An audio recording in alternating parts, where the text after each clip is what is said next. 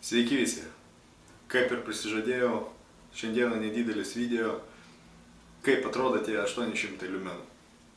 Kad ir šviesu už lango, bandysim, išjungsim šviesą, uždarysim duris, manau kažkas tai gausis. Žiūrim. Na kągi, kad ir kiek šviesoka, bet visgi efektas jau matosi. 800 liumenų.